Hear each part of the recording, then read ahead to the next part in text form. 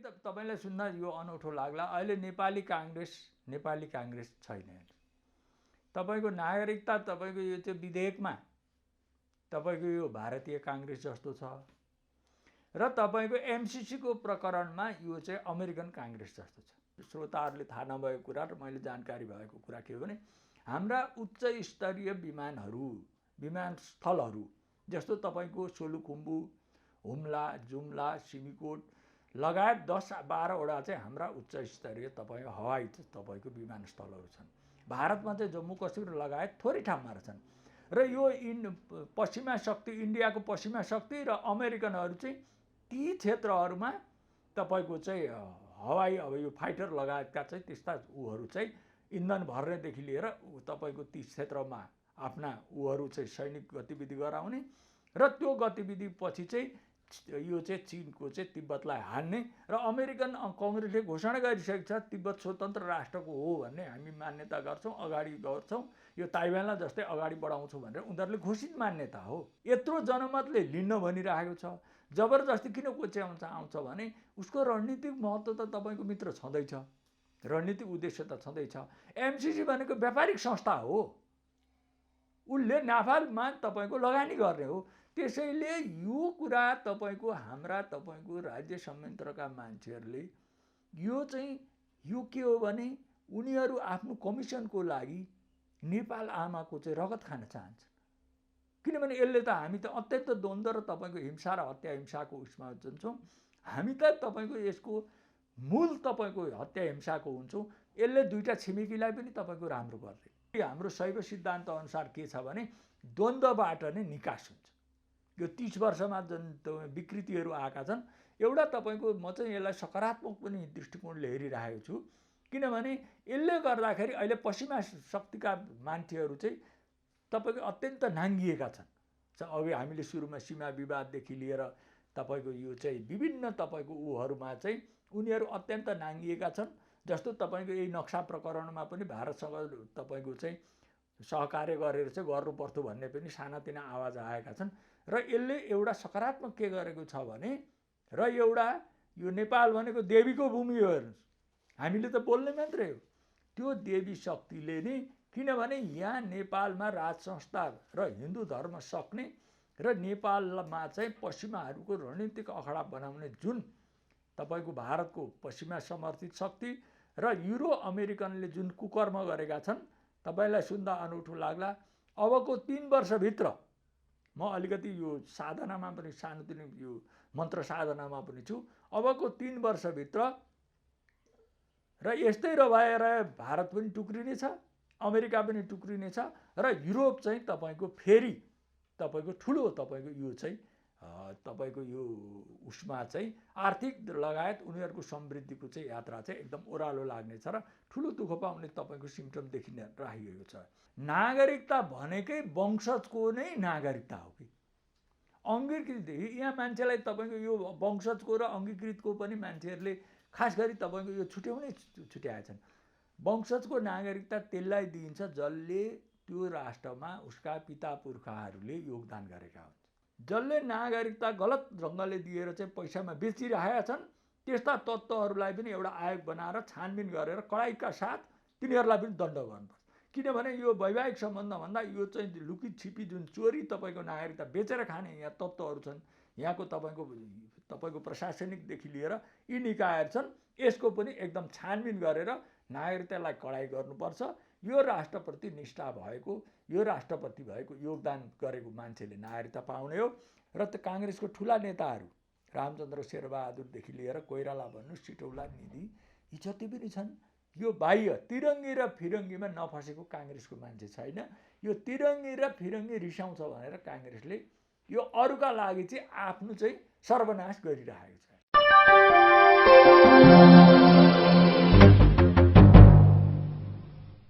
राजनीतिक विश्लेषक सन्त नेता कृष्णप्रसाद भट्टराईका स्वकीय सचिव तथा त्रिवी सिनासका प्राध्यापक पेशल निरौला सरलाई स्वागत छ हाम्रो च्यानलमा।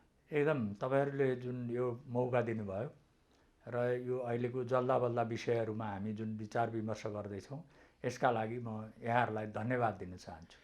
अब सबैभन्दा सुरुवातमा यो एमसिसी नागरिकता र यो भारतीय अतिक्रमण विरुद्ध लड्ने होइन नेपालीहरूलाई हमे हमे परेका बेला यो चीनसँगको सीमा विवाद त्यो पनि फर्जी होइन राष्ट्रिय दैनिकहरूमा देखिनुले कस्तो षड्यन्त्रको एकदम तपाईँले अत्यन्तै राम्रो प्रश्न उठाउनु भयो।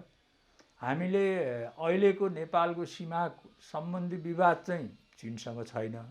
चीनको चाहिँ विवाद चाहिँ अहिले जति उठाइएको छ यो उठाइएको चाहिँ विशेष गरी पश्चिमा शक्तिहरूले चाहिँ चीन भारतको बिचमा विवाद छ। असली सीमा विवाद चाहिँ भारतसँग छ मित्र। हेर्नुहोस् हाम्रो तपाईँको 2/3 भूमिको प्रश्न पनि भारतसँगै गाँसिएको छ र असली अहिलेको तत्कालीन तपाईँको नेपालको चाहिँ यो चाहिँ उसमा पनि भारतसँगै सिमाना छ। तर यो चाहिँ के भने भारतको सिमाना छ चीनको पनि सिमाना छ भनेर एमसिसी पास गराउनका लागि चाहिँ सुनियोजित रूपले चाहिँ पश्चिमा तपाईँको शक्तिका दलालहरूले चाहिँ यो कुरा उठाइरहेका छन्। ती विभिन्न तपाईँको कोही सीमाविदको रूपमा देखिने कोही संस्कृतिविदको रूपमा देखिने यस्ता मान्छेहरूले उठाएर चाहिँ चीनसँगको नेपालको चाहिँ सम्बन्ध राम्रो हुने जुन परिस्थिति अहिले स्थिति छ यसलाई भान्नका लागि र तपाईँको चाहिँ चीन भारत दुइटै गलत रहेछन्।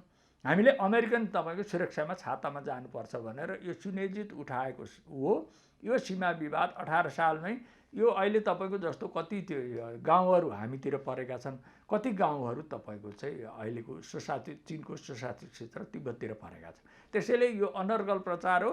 यसको सरकारले पनि खण्डन गरिसकेको छ सम्बन्धित निकायले। यो चाहिँ किनभने यो चाहिँ धमिलो पानीमा माछा मार्ने एउटा कुचित षड्यन्त्र मात्रै हो।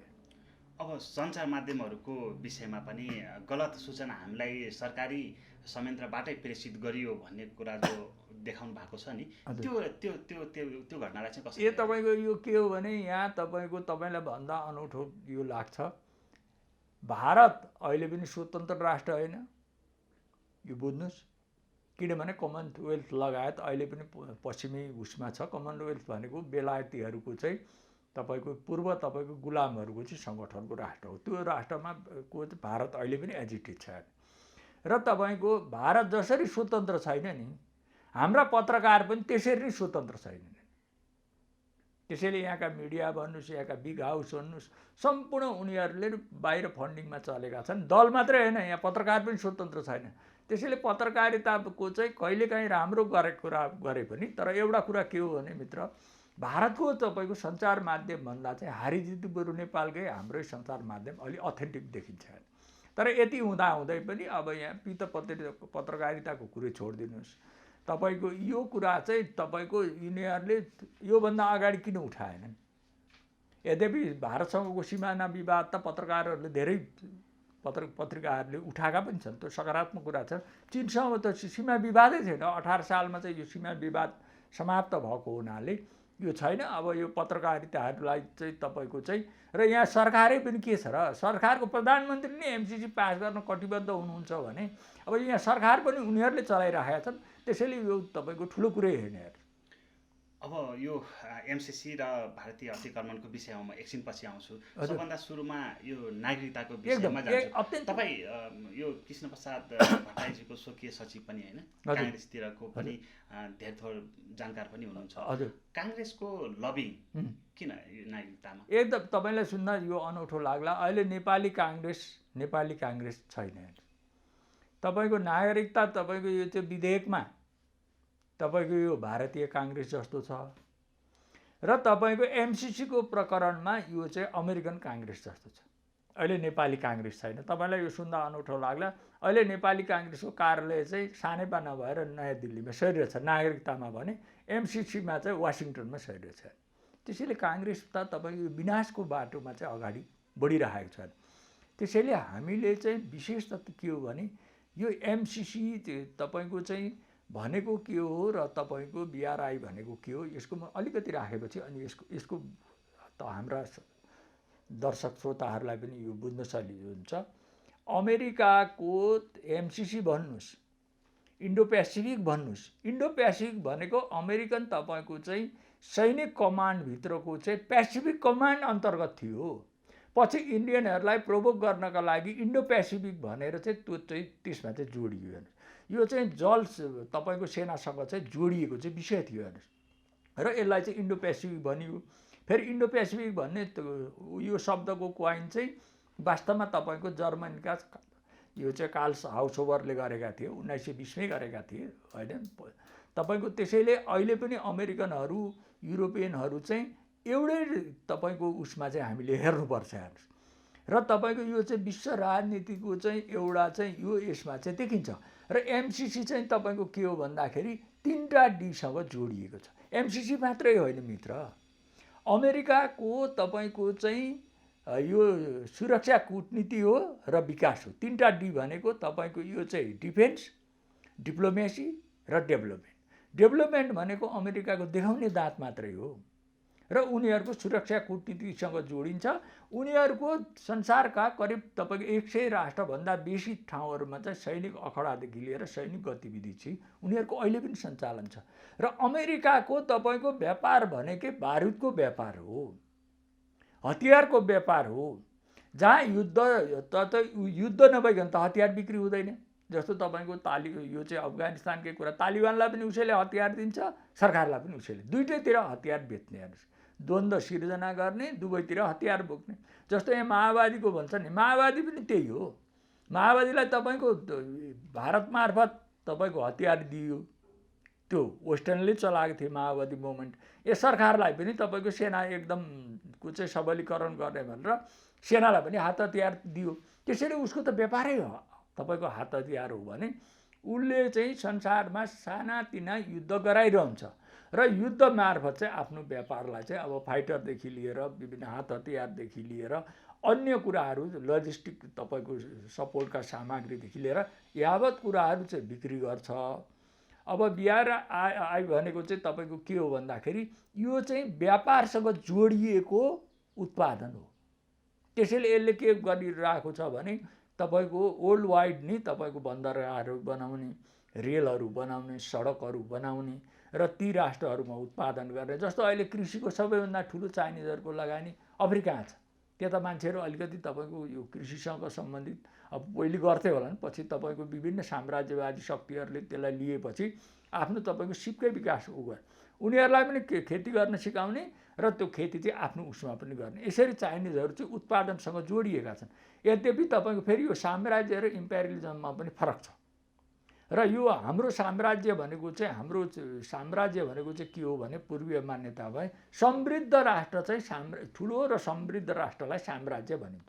पश्चिममा चाहिँ इम्पेरियलिस्ट भनेको चाहिँ के हो भन्दाखेरि उसको इम्पेरियलिजम भनेको चाहिँ उसले आफ्नो भाषा ल्याउँछ, आफ्नो राजनीति ल्याउँछ, आफ्नो उत्पादन र चिन्तन प्रणाली ल्याउँछ र यी स्थानीय चिन्तन प्रणाली यसलाई समाप्त गरेर उसले यो चाहिँ ती कुराहरू चाहिँ थोपर्छ। चाइनिजले के भनेको छ, एसियाको चाहिँ अब यो चाहिँ समृद्धि गर्नुपर्छ, एसियाको संस्कृति जोगाउनुपर्छ, एसियामा चाहिँ तपाईँको यो हाम्रो चाहिँ जगाउनुपर्छ भनेर अहिले चाइनामा त तपाईँको संस्कृत पढाइ हुन थालेको छ, नेपाली पढाइ हुन थालेको छ। त्यसैले ती कुराहरू चाहिँ तुलना गर्ने योग्य नै छैनन्। त्यसैले यो एमसिसी भनेको कम्प्लिट र तपाईँको अहिलेसम्म यो श्रोताहरूले थाहा नभएको कुरा र मैले जानकारी भएको कुरा के हो भने हाम्रा उच्च स्तरीय विमानस्थलहरू जस्तो तपाईँको सोलुखुम्बु, हुम्ला, जुम्ला, सिमिकोट लगायत 10-12वटा चाहिँ हाम्रा उच्च स्तरीय तपाईँको हवाई तपाईँको विमानस्थलहरू छन्। भारतमा चाहिँ जम्मू कश्मीर लगायत थोरै ठाउँमा छन्। र यो पश्चिमा शक्ति, इन्डियाको पश्चिमा शक्ति र अमेरिकनहरू चाहिँ ती क्षेत्रहरूमा तपाईँको चाहिँ हवाई अब यो फाइटर लगायतका चाहिँ त्यस्ता ऊहरू चाहिँ इन्धन भर्नेदेखि लिएर तपाईँको ती क्षेत्रमा आफ्ना ऊहरू चाहिँ सैनिक गतिविधि गराउने र त्यो गतिविधि पछि चाहिँ यो चाहिँ चिनको चाहिँ तिब्बतलाई हान्ने र अमेरिकन कङ्ग्रेसले घोषणा गरिसकेको छ तिब्बत स्वतन्त्र राष्ट्रको हो भन्ने हामी मान्यता गर्छौँ, अगाडि गर्छौँ।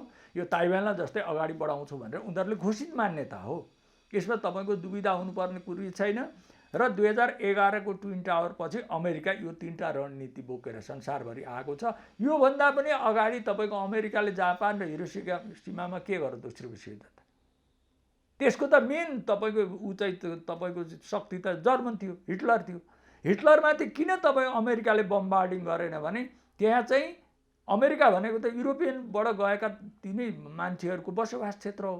त्यहाँ हिटलर भए पनि आफ्नो दाजुभाइ मारिने भए। जस्तो अहिलेको ट्रम्प पनि, राष्ट्रपति ट्रम्प पनि जर्मनी मुलको हो। त्यसैले आफ्ना मान्छे मार्न चाहिँ नपरोस् भनेर तपाईँ र त्यो तपाईँ एटमिक पावर अथवा एटम बमको पनि परीक्षा होस् भनेर गएर तपाईँको क्रिस्चियनहरूमा चाहिँ उनीहरूले बमबार्डिङ चाहिँ गरे र तपाईँको 3-4 लाखभन्दा बेसी मान्छेहरूको चाहिँ नरसंहार तपाईँको चाहिँ हिरोसिमा र नागासाकी। आजका मान्छेहरूले यो कुरा किन गर्दैनन्?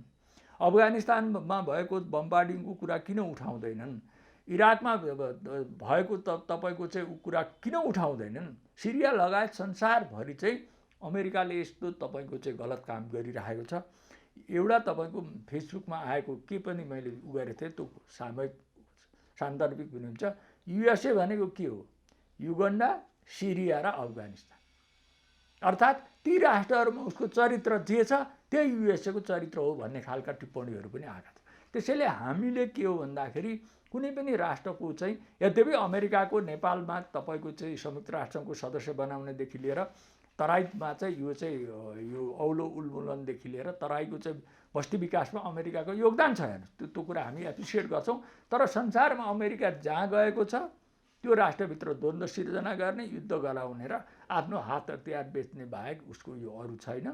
त्यसैले अहिले उनीहरूको सम्पूर्ण ध्यान केमा छ भने यो 1-1.5 वर्षभित्र चीनलाई चाहिँ हामीले रोक्न सक्यौँ भने चीन पहिलो पावर हुन्छ र उनीहरूले नै यो तपाईँको बहसमा ल्याएका छन्। 3टा चिज चाहिँ अब यो संसारमा चाहिँ बहसमा आउँछ र स्थापित हुन्छ भने उनीहरूले एउटा चिनिया पद्धति ठिक कि पश्चिमा पुँजीवादी पद्धति ठिक भने यो बहसमा आउँछ। जुन कोरोनाको कुराले पनि तपाईँको यो कुरा पुष्टि भएको छ।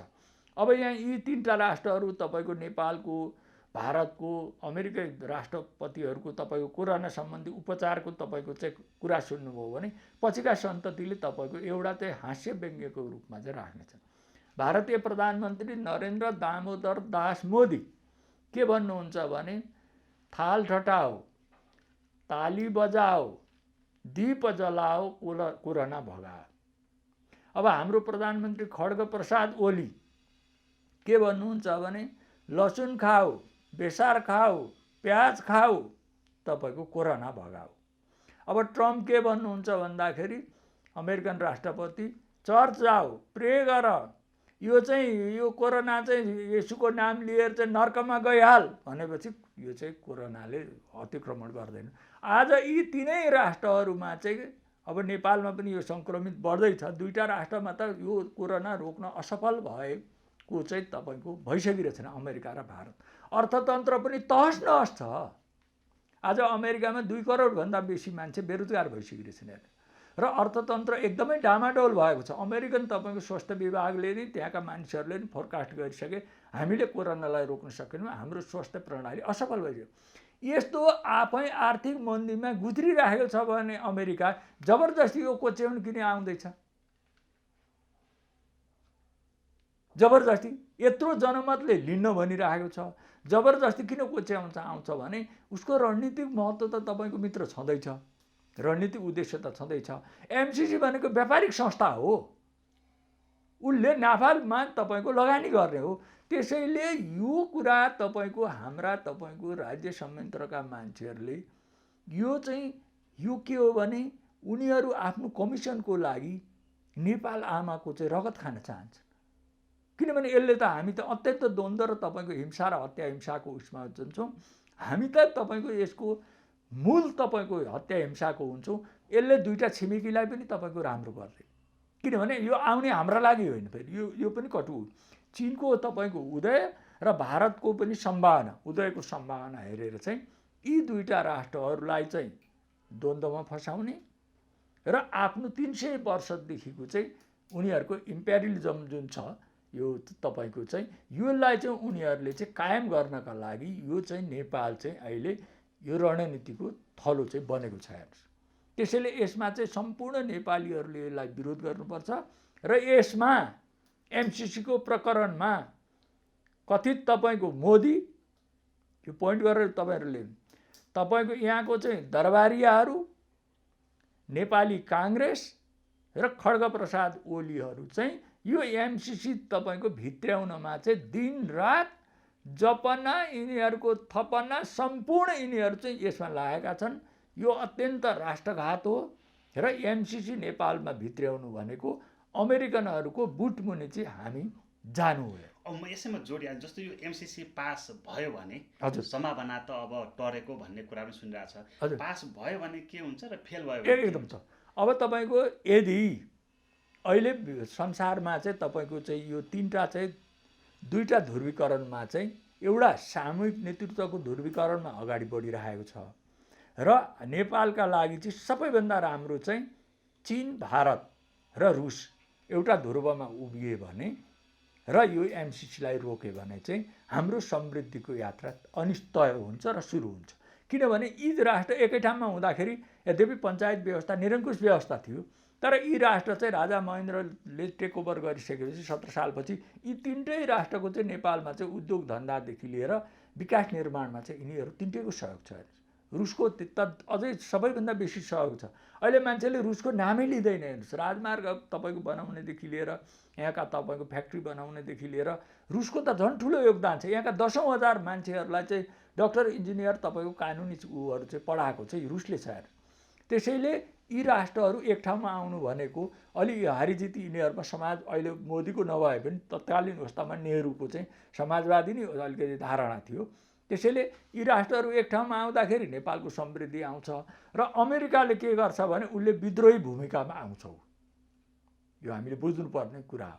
र यहाँका विभिन्न उसको बचेखुचेका शक्तिलाई उचाल्नेदेखि लिएर यहाँका विभिन्न असन्तुष्ट तत्त्वहरूलाई पनि उसले उचाल्न सकेर यहाँ चाहिँ बिना नेतृत्वको, बिना एजेन्डाको तपाईँको आन्दोलन गराउने र त्यो आन्दोलनले यहाँको राज्य व्यवस्थालाई चाहिँ के भने कोल्याप्स गराउने र युएन मार्फत सेनै ल्याउने प्रयास गर्नेछ। र यो चाहिँ के भने उसको विद्रोही भूमिका हुन्छ।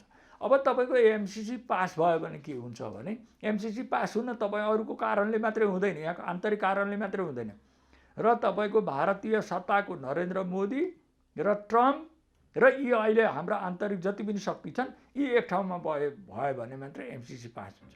नभए तपाईँको हरेक पार्टीभित्र मधेसको रोल पनि छ, किनभने काङ्ग्रेसभित्र पनि त्यसको त तपाईँको छ, नेकपाभित्र पनि मधेसवालाको कार्ड त अहिलेसम्म तपाईँको खोलिएको छैन। यदि एमसिसी तपाईँको भारतले नचाहने हो भने त्यो कार्ड पनि तपाईँको केही समयपछि खुला हुन्छ। काङ्ग्रेसभित्र पनि खुल्ला, तपाईँको नेकपाभित्र पनि खुल्ला। तपाईँको त्यसपछि एमसिसी पास भयो के हुन्छ भने चीन आक्रामक भएर आउन बाध्य हुन्छ, उसलाई चुनौती दिए जस्तो हुन्छ। उसको सबैभन्दा छिमेकमा चाहिँ राम्रो तपाईँको सम्बन्ध भएको नेपाल लगायतका राष्ट्रहरूमा चाहिँ उसको चाहिँ तपाईँको यो चाहिँ आउन बाध्यता हुन्छ। त्यसले हामी के भने द्वन्द्वतिर जान्छौँ। द्वन्द्वमा चाहिँ नेपाल एकचोटि अवश्य जान्छ। एमसिसी पास भए पनि जान्छ, फेल भए पनि जान्छ। हामीले अलिकति मातृभूमिका लागि चाहिँ अलिकति बलिदान गर्नुपर्ने बेला चाहिँ अहिले आएको छैन र हामीले कुनै पनि राष्ट्रको, चाहे चिनको होस्, चाहे भारतको होस्, चाहे अमेरिका, युरोपहरूका चाहिँ हाम्रो चाहिँ यो बुद्धिमत्तापूर्ण चाहिँ हामी असंलग्न राष्ट्र पनि हो, सबै राष्ट्रहरूलाई चाहिँ हामीले सन्तुलनमा राख्ने। तर हाम्रो रणनीति चाहिँ मित्र अब के हुनुपर्छ भने तपाईँको चीन भारत मैत्री बाह्य सन्तुलनको हुनुपर्छ। त्यो भयो भने नेपालले चाहिँ यो फेरि हाम्रो शैव सिद्धान्त अनुसार के छ भने द्वन्द्वबाट नै निकास हुन्छ। यो 30 वर्षमा जुन विकृतिहरू आएका छन्, एउटा तपाईँको म चाहिँ यसलाई सकारात्मक पनि दृष्टिकोणले हेरिरहेको छु। किनभने यसले गर्दाखेरि अहिले पश्चिमा शक्तिका मान्छेहरू चाहिँ तपाईँको अत्यन्त नाङ्गिएका छन्। अघि हामीले सुरुमा सीमा विवाददेखि लिएर तपाईँको यो चाहिँ विभिन्न तपाईँको ऊहरूमा चाहिँ उनीहरू अत्यन्त नाङ्गिएका छन्।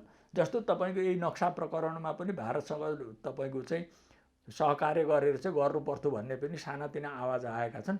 र यसले एउटा सकारात्मक के गरेको छ भने र एउटा यो नेपाल भनेको देवीको भूमि हो। हेर्नुहोस्, हामीले त बोल्ने मात्रै हो, त्यो देवी शक्तिले नै, किनभने यहाँ नेपालमा राज संस्था र हिन्दू धर्म सक्ने र नेपालमा चाहिँ पश्चिमाहरूको रणनीतिक अखडा बनाउने जुन तपाईँको भारतको पश्चिमा समर्थित शक्ति र युरो अमेरिकनले जुन कुकर्म गरेका छन्, तपाईँलाई सुन्दा अनौठो लाग्ला।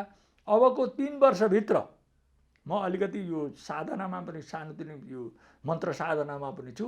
अबको 3 वर्षभित्र र यस्तै भएर भारत पनि टुक्रिनेछ, अमेरिका पनि टुक्रिनेछ र युरोप चाहिँ तपाईँको फेरि तपाईँको ठुलो तपाईँको यो चाहिँ तपाईँको यो उसमा चाहिँ आर्थिक लगायत उनीहरूको समृद्धिको चाहिँ यात्रा चाहिँ एकदम ओह्रालो लाग्नेछ र ठुलो दुःख पाउने तपाईँको सिम्टम देखिन राखिएको छ।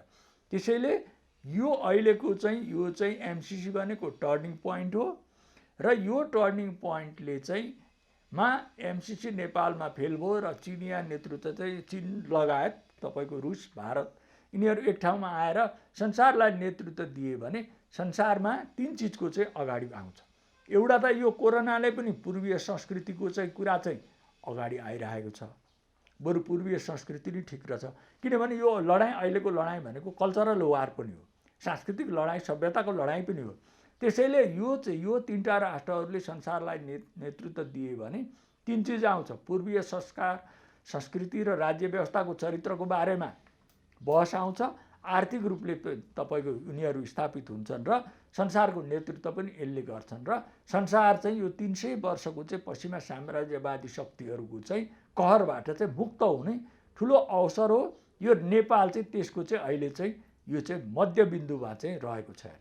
अब म यो अघि जोड्नुपर्ने कुरा जस्तो यो एमसिसी र बिआरआईमा ठ्याक्कै फरक के देख्नुहुन्छ? यो बिआरआई भनेको व्यापार र उत्पादनसँग जोडिएको रणनीति हो। एमसिसी भनेको सुरक्षासँग र तपाईँको त्यसको व्यापारसँग जोडिएको रणनीति। उसको हतियारको व्यापार हुन्छ। अब चीनले कस्तो खालको भन्दा हाम्रो जनाइदेखि सनाइसम्म भन्ने नेपाली उखान छ नि, उसले अब तपाईँको प्लेनहरू फाइटरहरू पनि बनाउँछ। अहिले वर्ल्ड वाइड नि यो चाहिँ उत्पादनका आज गरिबहरूले ज्याकेट लाउनेदेखि लिएर सर्ट लाउनेदेखि लिएर यो तल्लो स्तरको गरिब र जनजीवनसँग जोडिएका तपाईँको चाहिँ उत्पादनसँग चाहिँ चीन जोडिएर आएको छ। अब अमेरिकाले एउटा फाइटर बेच्छ भने चाइनाले धेरै यस्ता साना सामानहरू बेचेर चाहिँ त्यससँग चाहिँ तुलना गर्नु पर्यो। त्यसैले यो तपाईँको यो भनेको के हो भन्दाखेरि उनीहरूको सुरक्षा र तपाईँको त्यससँग जोडिएको हो भने यो भनेको उत्पादन र व्यापारसँग दुईटैको व्यापार चाहिँ हो। व्यापारको प्रवृत्ति फरक छ। अब म नागरिकता अघि छुट्यो पनि हैन, हजुर, यो नागरिकताको विषयलाई चाहिँ कसरी हेर्ने? यो नागरिकता भनेको हाम्रो जस्तो प्राचीनतम राष्ट्रमा जस्तो तपाईँको नयाँ राष्ट्रहरू बन्दाखेरि अङ्गीकृत नागरिकता पनि महत्त्वपूर्ण होला। नागरिकता भनेकै वंशजको नै नागरिकता हो कि अङ्गीकृत। यहाँ मान्छेलाई तपाईँको यो वंशजको र अङ्गीकृतको पनि मान्छेहरूले खास गरी तपाईँको यो छुट्याउनै छुट्याएछन्। वंशजको नागरिकता त्यसलाई दिइन्छ जसले त्यो राष्ट्रमा उसका पिता पुर्खाहरूले योगदान गरेका हुन्छ। जस्तो कसैले एकीकरणमा गरेका होला, कसैले तपाईँको धामी झाँक्री, ढोल ढ्याङ्ग्रो, हाम्रा जति पनि सांस्कृतिक मूल्य मान्यताहरू, भाषा, धर्म, संस्कृति, इतिहास विविध क्षेत्रमा चाहिँ ती जातिहरूले आफ्ना पुर्खाहरूले गरेको योगदानलाई चाहिँ कदर स्वरूप दिइन्छ र त्यसले के गर्छ भने माटोसँग जोडिन्छ वंशजको नागरिकता। जस्तो कुनै मान्छेले अहिले आएर इन्डियाबाट अथवा चीनबाट आएर कसैले नागरिकता दियो भने त्यो माटोको ज्ञानसँग चाहिँ ऊ चाहिँ अभ्यस्त हुँदैन र त्यो उसले चाहिँ, किनभने यो संस्कृति एकै दिनमा निर्माण गर्ने कुरा होइन, राष्ट्रप्रेम एकै दिनमा जाग्ने कुरा होइन। यो तपाईँको यो चाहिँ केमिकल तपाईँको ऊ जस्तो तत्त्व जस्तो हो, त्यो हाल्ने साथ राष्ट्रप्रेम जागृत हुने त्यो गलत कुरा हो। वंशजको नागरिकता नै मूल नागरिकता हो र अङ्गीकृत नागरिकता चाहिँ वास्तवमा के हो भन्दाखेरि यो चाहिँ ऐच्छिक हुन्छ। राज्यले चाहिँ तजविजमा उसको नेपालप्रति योगदान भयो र नेपालप्रति निष्ठा भयो भने कानुनी रूपले चाहिँ उसले के भन्दाखेरि यो चाहिँ प्रावधान ऐच्छिक हुन्छ। यो कानुनै हो, उसको राइटको कुरै हुँदैन। अब यहाँ वंशज र तपाईँको अङ्गीकृतलाई एउटै टालोमा हेरिरहेका छन्। जसले अङ्गीकृत नागरिकता खुकुलो बनाउनु पर्छ भन्ने कुरा गर्छन् यिनीहरू यो देशका राष्ट्रद्रोही हुन्। किनभने हामी त दुईटा ठुला जनसङ्ख्या भएका, ठुला क्षेत्रफल भएका राष्ट्र हुन्छ। आज तपाईँको यो सुन्दा अनौठो लाग्ला, 15 सालको तपाईँको संविधानसम्म 9 सालमा बनेको रहेछ हाम्रो यो पछिल्लो नागरिकता होइन। यहाँ त तिब्बती व्यापारीहरू गएर त्यहाँ व्यापार गर्दाखेरि भोटेनीसँग जन्मेका छोरी भए त्यहीँ बस्ने, छोरा भए तपाईँको नेपाली नागरिक हुने प्रावधान। यो त तपाईँको के हो भन्दाखेरि हाम्रो त यो भारतसँग त यो त्यसपछि मात्रै तपाईँको विकसित भएको कुरा हो। आज तपाईँको भारतसँग रोटीबेटीको तपाईँको सम्बन्ध गर्ने कुरा गर्ने काङ्ग्रेस र तराईवादी दलहरू नागरिकता भनेको रोटीबेटीसँग साट्ने हो। उत्तरतिर पनि हाम्रो के छ, ढिँडो रोटो र तपाईँको बेटीको सम्बन्ध अब बढ्छ कि बढ्दैन? भोलि तपाईँको चिनियाहरूले 1 लाख चिनियाहरूले नागरिकता लिए भने हाम्रो कति असन्तुलन हुन्छ। त्यसैले यो एकदमै टाइट गर्नुपर्छ र दुईटा राष्ट्रहरूको तपाईँलाई चाहिँ खेल्न नदिने। यसमा पनि पश्चिमा शक्तिले के भने त्यस्ता तपाईँको गलत तत्त्वहरूलाई नागरिकता दिएर नेपालमा हत्या हिंसा गराउनका लागि उत्प्रेरित गर्न पनि यो गरिरहेको छ। कुनै पनि मान्छेले जस्तो तपाईँ अमेरिका जानुहुन्छ भने अमेरिकाको विवाह पद्धति तपाईँले मान्दिनँ भनेर पाउनुहुन्छ? अमेरिका कानुन मान्दिनँ भन्ने तपाईँले पाउनुहुन्छ? बिहा गर्ने मान्छेले त नेपालको कानुन बुझेर अब बिहा गर्नुपर्छ। र हामीले तपाईँको के हो भने नागरिकता भनेको भारतीयहरूसँग, चाइनिजहरूसँग अथवा युरोपियनहरूसँग, किन युरोप पनि गइरहेका छन्, अरब पनि गइरहेका छन्। अरबमा तपाईँको विभिन्न मान्छेहरूले यो चाहिँ बच्चा ऊहरू चाहिँ यो गरेर आइरहेका छन्। त्यसैले हामीले यो टाइट गर्नै पर्छ आफ्नो अस्मिताका लागि। र नागरिकता भनेको रोटीबेटीसँग साट्ने होइन। र मध्यकालमा के थियो? मल्लकालमा तराईसँग हाम्रो वैवाहिक सम्बन्ध थियो। तराईको अहिले नेवारी संस्कृतिमा सबैभन्दा बेसी मिथिलाको संस्कृति छ। त्यसैले हामीले चाहिँ अबको वैवाहिक सम्बन्ध के गर्नुपर्छ भने हाम्रो इतिहास मल्लकालको इतिहासलाई हेरेर तराई पहाडको बिच विवाह गर्ने, पहाड तराईको बिच विवाह गर्ने, हिमालसँग पनि यसलाई समन्वय गरेर वैवाहिक सम्बन्धले के गर्छ भने हामीलाई चाहिँ यो राष्ट्रप्रति जिम्मेवार पनि बनाउँछ। यो हामीमा बिचमा भएका सानातिना विभेदलाई पनि यसले समाप्त गर्छ र हामी नेपाली हौँ भन्ने भाव पनि यसले जागृत गराउँछ। त्यसैले यसलाई कडाइ गर्नुपर्छ र नेपालको चाहिँ अस्मिता। अब तपाईँको 2 करोड भारतीयले नागरिकता लिए भने के हुन्छ? अहिलेसम्म 30-40 लाख मान्छेले नागरिकता लिएपछि र अर्को कडाइ के पनि गर्नुपर्छ भने यो अहिले अब यो ऐन बनाउँदै गर्दा जसले नागरिकता गलत ढङ्गले दिएर चाहिँ पैसामा बेचिरहेका छन् त्यस्ता तत्त्वहरूलाई पनि एउटा आयोग बनाएर छानबिन गरेर कडाइका साथ तिनीहरूलाई पनि दण्ड गर्नुपर्छ। किनभने यो वैवाहिक सम्बन्धभन्दा यो चाहिँ लुकी छिपी जुन चोरी तपाईँको नागरिकता बेचेर खाने यहाँ तत्त्वहरू छन्, यहाँको तपाईँको प्रशासनिकदेखि लिएर यी निकायहरू छन्, यसको पनि एकदम छानबिन गरेर नागरिकतालाई कडाइ गर्नुपर्छ। यो राष्ट्रप्रति निष्ठा भएको, यो राष्ट्रप्रति भएको योगदान गरेको मान्छेले नागरिकता पाउने हो। नागरिकता भनेको कुनै पनि राष्ट्रको तपाईँको चाहिँ यो चाहिँ कागजको खुस्टो होइन। त्यो राष्ट्रप्रतिको निष्ठा, त्यो राष्ट्रप्रतिको लगानी, त्यो राष्ट्रप्रतिको राष्ट्रप्रेम, देशभक्ति जगाउने एउटा तपाईँको माध्यम नागरिकता हो। यी हाम्रै तपाईँको मानिसहरूले चाहिँ यो चाहिँ बेरोजगारीदेखि लिएर तपाईँको यहाँ जति पनि सुविधा छन् हामीले नै यो तपाईँको नागरिक हुनुको अर्थ चाहिँ हामीले नै यसको राम्ररी गरेर यो अरूलाई फेरि हिस्सेदार अंशदार हामीले बनाउन सक्दैनौँ। त्यसैले यो चाहिँ अझ यसलाई 15 वर्ष गर्नुपर्छ, कडाइ गर्नुपर्छ र विदेशीसँग तपाईँको कुनै पनि उसँग गर्ने, चाहे तपाईँको ज्वाइँ र तपाईँको बुहारीलाई हेरेर नागरिकता बनाउनुहुन्छ, नागरिकता नीति बनाउनुहुन्छ। विदेशी बुहारी र विदेशी ज्वाइँलाई हेरेर यो त दुर्बुद्धि हो। अब यो नालायकहरू नि सत्ता र तपाईँको प्रतिपक्षमा छन्। त्यसैले यो गलत हो। यो अहिले जुन ल्याएको छ यसले पनि पुग्दैन। 15 वर्ष गरेर चाहिँ यसलाई कडाइ नै गर्नुपर्छ। अब राजनैतिक र प्रशासनिक अधिकार कटौती गरेर कुनै परिचय पत्र बाँड्ने कुराहरू गरिरहेका छन्, त्यसले चाहिँ कस्तो प्रभाव पार्छ? त्यो भयो भने होइन, त्यो के गर्नुपर्छ भने जस्तो तपाईँको आवास पत्रको रूपमा संसारभरि नै यो छ। अब बेलायतमा त के छ भने भारतमा 7 वर्ष छ। जस्तो यहाँका कथित यो नागरिक यो चाहिँ मानव अधिकारवादीले यो के उठाउँदैन भने तपाईँको यो के उठाउँदैन भने हाम्रो चेलीले भारतमा 7 वर्ष कुर्नुपर्ने कुरा यिनीहरू किन उठाउँदैन? भारतको चेलीको बारेमा यत्रो तपाईँको गर्ने मानव अधिकारवादीहरूले यो कुरा किन उठाउँदैन? नम्बर 1।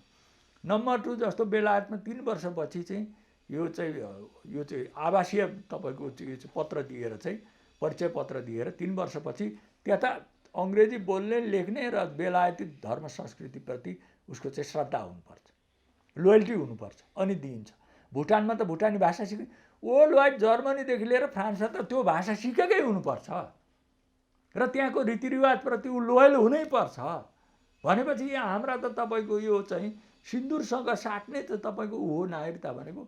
त्यसैले त्यसलाई व्यवस्था हामीले के गर्न सक्छौँ भने जस्तो तपाईँको आवासीय भिसाको एउटा आवासीय कुनै तपाईँको परिचय पत्र जस्तो दिएर उसलाई अरू सुविधाहरू जस्तो जग्गादेखि लिएर अरू सुविधाहरू, भोटिङको सुविधा दिए पनि हुन्छ कि अरू सुविधाहरू दिन सकिन्छ।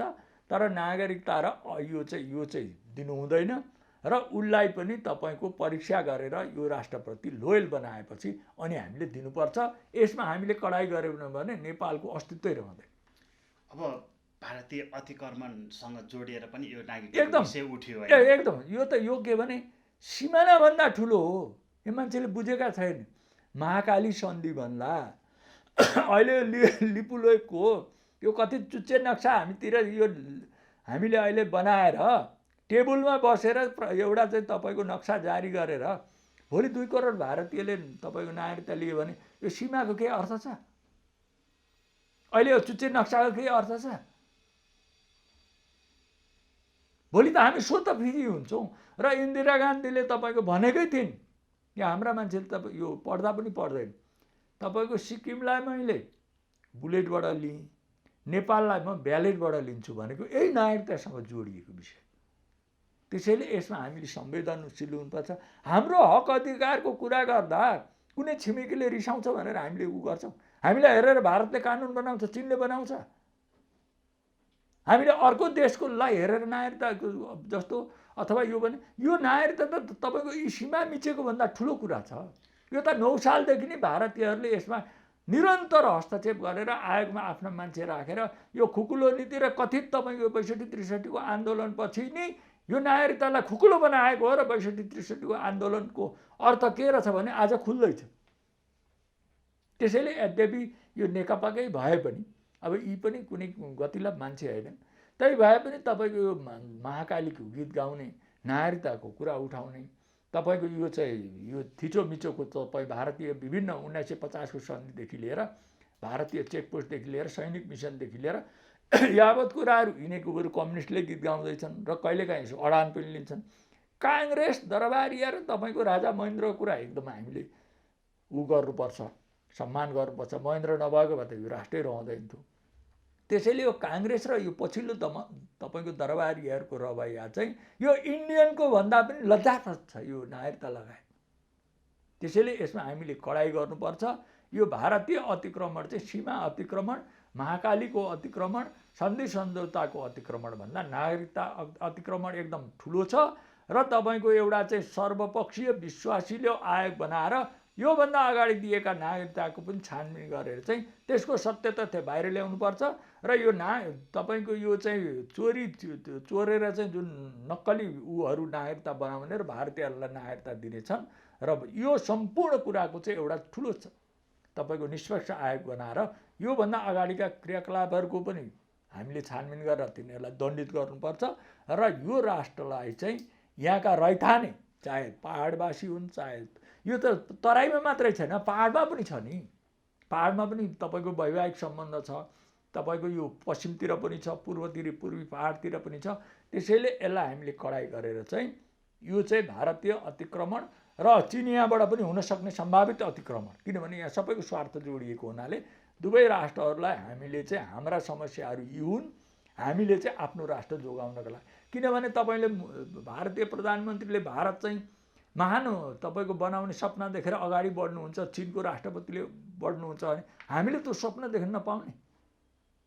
चिनमा त विदेशीले तपाईँको नागरिकता पाउँदैन, जागिरै पाउँदैन, त्यत्रो कडाइ छ। भारतमा 7-7 वर्ष छ। त्यसैले तपाईँको यसमा चाहिँ एकदम यो भारतीय अतिक्रमणको हामीले विरोध गर्नुपर्छ। र अहिले रोटी बेटीको कुरा उठाएर यो तराईवादी र मधेसवादी यो काङ्ग्रेसहरूले उठाएका छन्।